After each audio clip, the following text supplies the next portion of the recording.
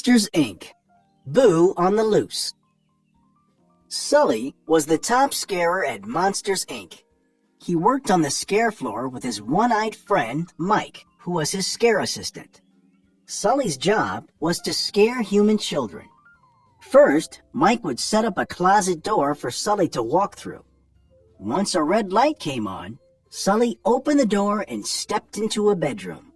Then he frightened the children inside until they screamed loudly. Next, Mike captured the screams and sent them to the Monsters, Inc. factory. There, the screams were converted into energy, such as fuel for cars or power for lights.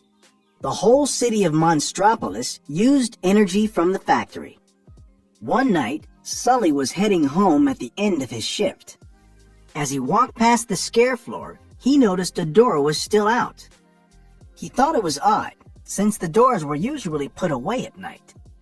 He opened it and peeked inside to make sure a monster wasn't still working. "Is anybody there?" he asked. No one answered, so he closed the door. "Boo!" something said. It was a little girl, and she was on the scare floor. "Ah!" Sully screamed. Every monster knew that nothing from the human world was allowed into Monstropolis. It was too dangerous for monsters. Recently, a monster had returned from an assignment with a sock stuck to him. A whole squad had been brought in to decontaminate him, and now a little girl was in Monstropolis. Sully knew he had to get her out of there before anyone saw her. Sully tried to put the girl back into her room. Every time he thought he had, she sneaked back to the scare floor. "Kitty!" she called to Sully. The monster had to do something, fast. If anyone found out about her, he could lose his job. There was only one monster Sully could talk to, his best friend and roommate Mike. So Sully put the little girl in a bag and sneaked her out of the building. When Sully got to the apartment, he took the girl out of the bag. "Her name is Boo," he explained. "You named it?" cried Mike. He knew that the girl was dangerous and that he and Sully would get in a lot of trouble if anyone found out about her. Mike came up with a plan. Tomorrow, they would drive her to the park and try to lose her. That night, Sully and Mike peeked in on Boo while she was sleeping. She was snuggled up with Mike's teddy bear. "It's hard to believe she's dangerous," said Sully. Mike didn't care how nice she looked. "Hey," he said indignantly, "that's my bear." "Don't worry about it," Sully said. The next morning, Sully and Mike made a disguise for Boo, a monster costume. "Be careful," Mike cried. "Don't let that kid touch anything." They drove to the park, and Sully and Mike got out of the car. When Mike tried to open the door for Boo, he couldn't. She'd locked herself in. "We have to get her out," Mike said angrily. Sully had an idea. He found a spare tire in the trunk and squished Mike into the middle of it. Then he rolled it around. "Fun!" he exclaimed, trying to get Boo's attention. "Yeah, fun!" Mike grumbled. Boo just sat in the car. Next, Sully took out the car jack and cranked Mike up and down. "Whoa!" Mike yelled. "This just keeps getting better." Boo still didn't come out. She was too busy playing with Mike's bear. Then Sully swung Mike around in circles. "Don't you want to play, Boo?" he called. Boo just waved at them. "What do we do now?" Mike asked. Suddenly, a monster butterfly flew past the car window. Boo smiled and pointed.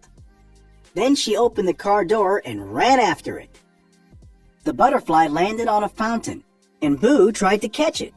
But the butterfly was too fast. It flew into the woods, and the little girl followed it.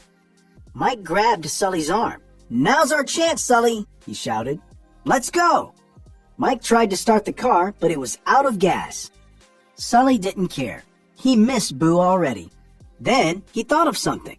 If Mike thought they needed Boo, Sully could get her back. "We need to find Boo," he exclaimed. "Her scream will start the car." He grabbed Mike's teddy bear and ran into the woods. "Boo!" he called. "I have your teddy bear!"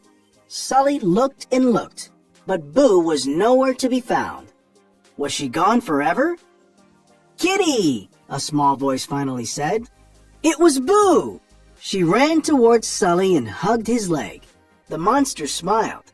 She did not seem dangerous at all. Sully and Boo walked back to the car together. "You're holding its hand!" Mike cried when he saw them. Sully smiled.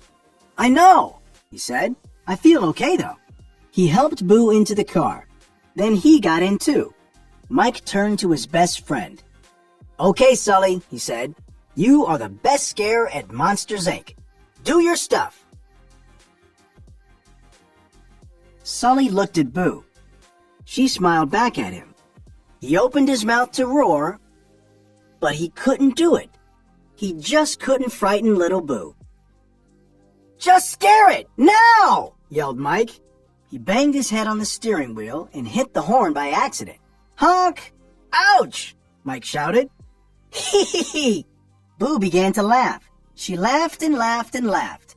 Suddenly the engine started. Vroom, vroom! Mike and Sully looked at each other. How had that happened? Mike looked at Boo. Somehow her laugh must have started the car. Sully was right. She didn't seem dangerous. "Okay," Mike said. "She can stay for now. But just remember, that is my bear."